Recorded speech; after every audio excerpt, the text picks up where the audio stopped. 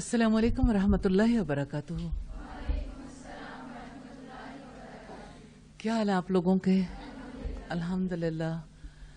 اللہ تعالیٰ آپ کو برکت والی زندگی، ایمان والی زندگی، اعمال صالح والی زندگی نصیب فرمائے، اور اللہ تعالیٰ آپ کو اپنے لیے پسند کر لے، اور اس زمین پر رہتے ہوئے آپ کو اپنے لیے کام کرنے کی توفیق عطا فرمائے۔ اللہ تعالیٰ کہ منتخب بندوں میں آپ شامل ہوں، اور جب آپ اللہ تعالیٰ کے سامنے جائیں تو وہ آپ سے راضی ہو جائے۔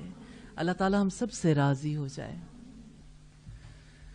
نحمدہ ونصلی علی رسولہ الکریم، اما بعد فاعوذ باللہ من الشیطان الرجیم، بسم اللہ الرحمن الرحیم۔ رب اشرح لی صدری ویسر لی امری واحلل عقدۃ من لسانی یفقہوا قولی۔ آج سے ہم ایک ایسے سبجیکٹ کا آغاز کرنے جا رہے ہیں جو دنیا کا سب سے قیمتی مضمون ہے، سب سے قیمتی کام۔ اس کائنات میں کتنے کام ہیں جو ساری مخلوقات انجام دے رہی ہیں۔ اللہ تعالیٰ کے فرشتے اللہ کے حکم سے اس کائنات کا کام کرتے ہیں، وہی لانے کا معاملہ ہو یا روزی کے لیے انتظامات کا، انسانوں کے لیے زندگی کے انتظامات کے ساتھ زندگی کے خاتمے کا کام ہو، یا سور پھونکنے کا۔ یہ چار بڑے کام ہیں جو اس کائنات میں فرشتے انجام دیتے ہیں۔ اس کائنات میں ایسی مخلوقات بھی ہیں جو ہماری زبان میں زندہ نہیں ہیں، جیسے سورج، چاند، ستارے، گیلیکسیز۔ ہر کوئی اپنا اپنا کام انجام دے رہا ہے، اور کام بھی ایسے کر رہے ہیں کہ سرے منہ انحراف نہیں کرتے۔ سورج اپنے راستے پہ چلتا چلا جا رہا ہے، اور زمین جیسے اندھیرے غار کو اللہ کے حکم سے روشن کر رہا ہے، اور زمین پر زندگی کا ایک سبب بنا ہوا ہے جیسے رب نے چاہا۔ چاند اپنی منزلیں طے کر رہا ہے، نہ سورج کے بس میں ہے کہ چاند کو جا پکڑے، نہ چاند اپنے دائرے سے تجاوز کر سکتا ہے۔ لیکن بات سورج کی ہو، چاند کی ہو، ستاروں کی ہو، سارے ہی روشنی کے سفیر ہیں۔ لیکن اب جانتے ہیں کہ وہ ساری روشنیاں مادی زندگی کی ضرورت ہے، اور وہ جیسے اقبال نے کہا نا، ڈھونڈنے والا ستاروں کی گزرگاہوں کا، یعنی وہ جو ستاروں کے راستے تلاش کرتا ہے، ڈھونڈنے والا ستاروں کی گزرگاہوں کا، اپنے افکار کی دنیا کا سفر کر نہ سکا۔ وہ جس نے سورج کی شعاؤں کو گرفتار کیا، زندگی کی شب تاریک سحر کر نہ سکا۔ یعنی دنیا میں آج جو سورج کی شعاؤں پہ کام کر رہے ہیں، بڑا کام ہے، انسانوں کے لیے بڑا نفع مند بھی ہے، لیکن جو سب سے نفع مند کام ہے، جو زندگی کی شب تاریک کو سحر تک پہنچانے کا کام ہے، وہ کام نہیں ہو پا رہا۔ اور جانتے ہیں یہ زندگی جو بہت سے دکھوں کا شکار ہے، آج کے دور میں لوگ کتنے زیادہ سٹریسڈ ہیں، ڈپریشن میں ہیں، کتنی زیادہ تکلیف محسوس کرتے ہیں کہ ہمیں ہماری اپنی ذات کا پتہ نہیں چلتا، ہمیں کھوج نہیں ملتا اس کا جس نے ہمیں پیدا کیا، ہمیں نہیں معلوم آئے تھے کیا کرنے اور کیا کر چلے۔ انسان زندگی میں یہی محسوس کرتے رہتے ہیں کہ اپنی ذات کے لیے روزی حاصل کرنے کے لیے جو بھی کام کیے جائیں وہی اصل کام ہے. تو روزی کے حصول کے لیے تعلیم بھی حاصل کرتے ہیں, تعلیم دیتے بھی ہیں, اور روزی کے حصول کے لیے دن رات محنت کرتے ہیں. پھر اس وجود کے لیے, مادی وجود کے لیے جب روزی کا اہتمام ہو جاتا ہے تو زندگی آگے بڑھتی رہتی ہے. پھر اسے سمجھ نہیں آتی زندگی کس کے لیے ہے. اب جو قوتیں ملیں, اب جو جینے کے لیے سب کچھ حاصل ہو گیا, اب کیا کروں, یہ بات اسے سمجھ نہیں آتی.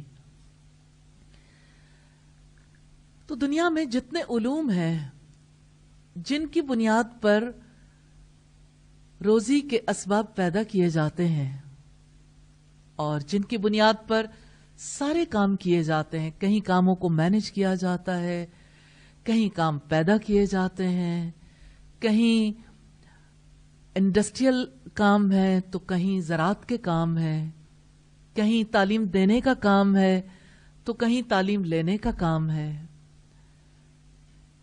کام ٹرانسپورٹیشن کا ہو یا کام کسی اور نوعیت کا,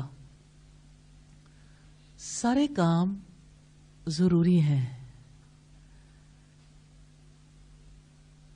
لیکن جو کام سب سے افضل ہے, جو انسانوں کی ضرورت ہے, عجیب بات یہ ہے کہ اسی پر کام کرنا ضروری خیال نہیں کیا جاتا آج کے دور میں.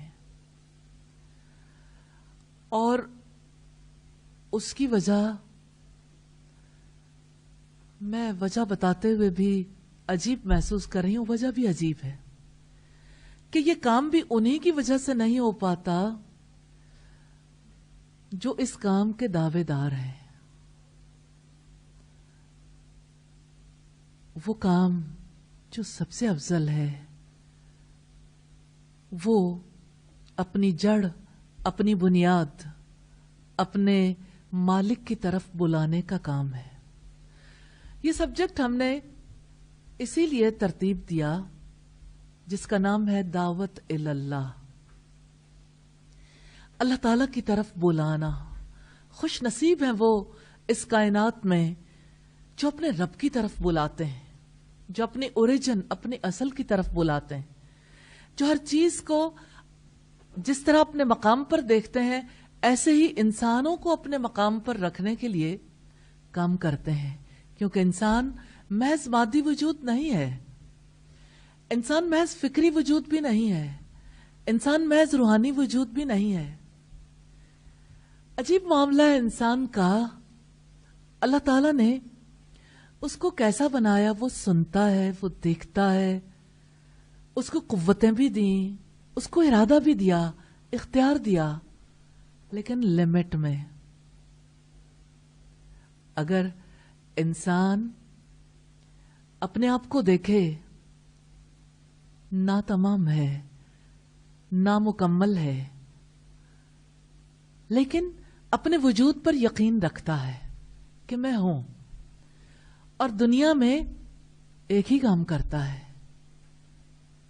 اپنی ذات کی دعوت دیتا ہے. دیکھو میں کیسا ہوں, میں کون ہوں, میں کیسا ہوں, مجھے مان لو. مان لیں تو تکبر میں مبتلا ہو جاتا ہے, اور نہ مانے تو ریئیکٹ کرتا ہے, رد عمل کی نفسیات کا شکار ہو جاتا ہے, کہیں ڈپریسڈ ہو جاتا ہے اور کہیں اناپرستی کا شکار ہو جاتا ہے. تو وہ اپنی اصل پر نہیں رہتا. اور اصل کیا ہے؟ اس کائنات کی اصل اللہ تعالی کی ذات ہے. اللہ تعالی کی ذات کامل ہے.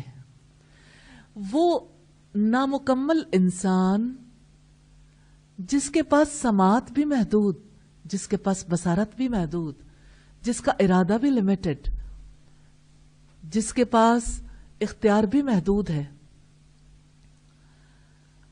وہ تب کمال تک پہنچتا ہے جب اس کا تعلق کامل ہستی سے جا جڑتا ہے، وہ جس کی سماعت کمال پر ہے، جس کی بصارت کمال پر، جس کی قوتیں کمال پر، جس کی قدرت کمال پر، جس کا ارادہ کمال پر ہے، جس کا اختیار کامل ہے. تو بس بندہ تو ایسی ذات ہے کہ اس کو اپنی ذات کی تکمیل کے لیے اپنے رب سے تعلق جوڑنے کی ضرورت ہے. تو دعوت اللہ کا کام دراصل انسان کو اپنے ناتمام وجود کے کارآمد بنانے کا کام ہے. دعوت اللہ کا کام دراصل کمال تک پہنچنے کا کام ہے. ایک انسان کو اس کے رب کے ساتھ جوڑنے کا کام ہے. کبھی آپ اپنی زندگی میں دیکھتے ہیں ادھوری چیزیں اور ادھورے کام انسان کو کبھی سیٹسفائیڈ نہیں کرتے. ادھورے پن کی مثال کو آپ سمجھ سکتے ہیں جیسے کسی کے یہاں ادھورا بچہ پیدا ہو تو اس بچے کے لیے وہ اپنی لائف نہیں لگاتا، لیکن جب ایک کامل بچہ پیدا ہوتا ہے تو اس کے لیے ماں اور باپ دونوں اپنی زندگی لگاتے ہیں. تو انسان کامل پیدا ہونے کے باوجود، یعنی اس کا وجود کامل بھی ہو، ناتمام رہتا ہے جب تک اس کا تعلق اس کے رب کی ذات کے ساتھ نہیں جڑتا، کیونکہ اس کی فکر اور اس کی روح کی تکمیل نہیں ہوتی، وہ اپنی اصل پر نہیں آ پاتا. ہم اس کو زیادہ ڈیٹیل سے انشاءاللہ تعالی عقیدے کے مضمون میں دیکھیں گے انشاءاللہ. لیکن دعوت اللہ کے حوالے سے کچھ باتیں ضرور آپ کے سامنے رکھنا چاہتی ہوں کہ ہم اس سبجیکٹ میں کیا کچھ دیکھیں گے. ایک تو ہم یہ دیکھیں گے کہ دعوت اللہ کیا ہے، یعنی کہ یہ کام دراصل ہے کیا. اس کی حقیقت کو سمجھنا، بار بار سمجھنا ضروری ہوگا. دوسری بات یہ کہ دعوت اللہ کی ضرورت کیا ہے. کیا کے بعد کیوں کا سوال ہے، اور کیوں میں مقاصد بھی آ جاتے ہیں کہ دعوت اللہ کا اصل مقصد کیا ہے. پھر ہم یہ دیکھیں گے کہ دعوت اللہ کے آج کے دور میں امکانات کیا ہیں، اور ہم یہ دیکھیں گے کہ دعوت اللہ کے احکامات کیا ہیں، اور اس کے ساتھ دعوت اللہ کے واقعات دیکھیں گے، انبیاء کی حیات سے، صحابہ کرام کی حیات سے، اور آج تک جو ہستیاں بھی اس میں شامل رہیں مختصراً ان کے واقعات دیکھیں گے. دعوت اللہ کے اس سبجیکٹ میں انشاءاللہ تعالی ہم یہ بھی دیکھیں گے کہ آج ہم ایک اسٹوڈنٹ ہونے کے ناطے، یا ایک ٹیچر ہونے کے ناطے، یا ایک سوسائٹی کے کارآمد فرد ہونے کے ناطے، کوئی بڑا ہے یا چھوٹا، عورت ہے یا مرد، کوئی جہاں کہیں جس مقام پر ہے وہ اللہ تعالی کی طرف کیسے بلاتا رہے گا. ایک ماں کیسے بلائے گی اپنے بچے کو، ایک بیوی کیسے بلائے گی اپنے شوہر کو، ایک بیٹی کیسے بلائے گی اپنے ماں باپ کو، ایک بہن کیسے بلائے گی اپنے بہن بھائیوں کو، ریلیٹیوز کو، نیبرز کو، اور سوسائٹی میں جہاں کہیں بھی ہو. اور پھر اس سائبر ورلڈ میں رہنے والے لوگ جو ہیں وہ کیسے دعوت اللہ کا کام کریں گے اسی دنیا کے اندر جس میں آج انسان کا ذہن، اس کی روح اور اس کا سب کچھ گم ہو گیا. اسی دنیا سے بھٹکے ہوئے لوگوں کو ان کے رب کے ساتھ جوڑنا ہے انشاءاللہ. میں آپ سے یہ توقع رکھوں گی کہ ایک سیشن کے بعد آپ اسے اگلے سیشن تک نہیں چھوڑیں گے. جو کچھ بھی ہم پڑھیں گے انشاءاللہ ان سارے تصورات کو اور ان سارے معاملات کو آپ اچھے طریقے سے ذہن نشین کریں گے. میں کوشش کروں گی کہ اس بارے میں آپ کی ہیلپ کر سکوں، اور جو کچھ ہم کلاس میں ڈسکس کریں وہ آپ تک میں پہنچا سکوں. میں اسے ڈفرینٹ لیولز پہ پہنچانے کی کوشش کروں گی. یعنی کہیں اس میں آپ سے چھوٹے چھوٹے کوشچن آنسرز بھی ہوں گے، کہیں پورا جو کچھ کہا گیا وہ سب کچھ پوائنٹس کی فارم میں بھی ہوگا، کہیں اس کو جو ہے وہ کسی عملی اسائنمنٹ کے ساتھ بھی کوئی کام دوں گی تاکہ یہ محض ایک کہانی نہ رہ جائے، آپ کی عملی زندگی میں وہ سب کچھ اتر آئے جو اللہ پاک آپ سے چاہتے ہیں اور صحیح معنوں میں سیکھنے کے قابل ہو جائیں۔ اس سبجیکٹ کے حوالے سے آپ کی کیا توقعات ہیں؟ آپ کیا چاہتے ہیں؟ اگر ہم انیشلی آپ کی بات کو بھی سامنے رکھیں گے تو انشاءاللہ تعالی ہمارے لیے زیادہ آسانی ہو جائے گی۔ ممکن ہے کہ آپ کے ذہن میں کوئی ایسی بات ہو جو میں اس وقت آپ کے سامنے نہ رکھ سکی ہوں، اور آپ توجہ دلائیں گے تو انشاءاللہ اس پر بھی ہم بات چیت کریں گے۔ دعوت اللہ کے حوالے سے آپ کی کوئی ایکسپیکٹیشن، آپ کی کوئی توقع، آپ کی کوئی ایسی ڈیمانڈ ہو تو آپ ضرور میرے سے شیئر کیجئے جو آپ چاہتے ہیں، ورنہ ہم اگلا سلسلہ شروع کریں گے۔ کوئی ایسی بات دعوت اللہ کے حوالے سے جو آپ چاہیں؟ جی بیٹا،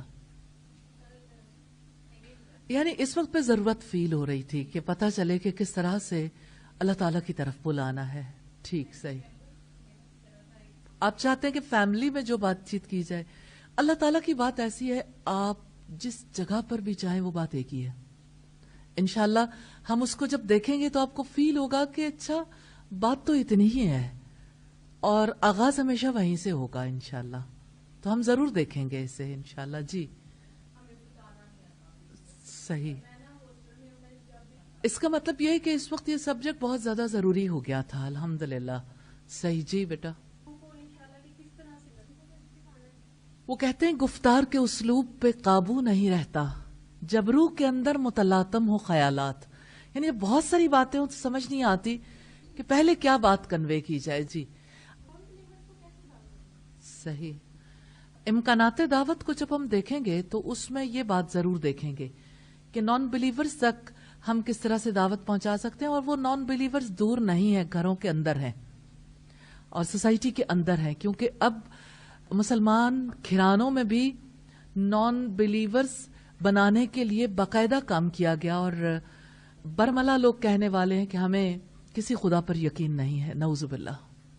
اس وجہ سے میں سمجھتی ہوں کہ خود مسلمانوں کے اندر بھی اور نان بلیورز کے اندر بھی ہمیں دعوت کے امکانات کو دیکھنا ہے، لیکن نیچرلی ہم یہ سب کچھ 12 لیکچرز میں کرنے کی کوشش تو کریں گے، لیکن ممکن ہے کہ ہمیں اس کے لیے کچھ ایکسٹرا ٹائم بھی چاہیے ہو جو ان لیکچرز میں نہیں ہو پائے گا، تو اس کے لیے ہم کچھ سیمینارز کریں گے انشاءاللہ، جس میں پھر ڈسکشنز کریں گے اور جس سے ہمیں اور نئے راستے ملیں گے۔ اللہ تعالیٰ سے اس دعا کے ساتھ کہ ہمارے اس وقت میں بھی برکت دے، ہمارے فہم میں بھی برکت دے، اور ہمارے عمل میں برکت دے، اور ایک ایک فرد کو ہرا سے اتر کر جس نے ساری زندگی ساری دنیا میں انقلاب برپا کر دیا، جس انقلاب کی لہریں آج بھی محسوس کی جاتی ہیں اور قیامت تک محسوس کی جاتی رہیں گی، ہمیں ان کے پیچھے پیچھے چلنے والا بنا دے، اور ہم میں سے ہر ایک کی زندگی کو اللہ تعالیٰ برکت والا بنائے، اور ہمیں اسی طریقہ کار کے مطابق اللہ تعالیٰ کی طرف بلانے کی توفیق عطا فرمائے۔ سبحانک اللہم و بحمدک، نشہد ان لا الہ الا انت، نستغفرک و نتوب الیک و نتوب الیک و نتوب الیک و نتوب الیک۔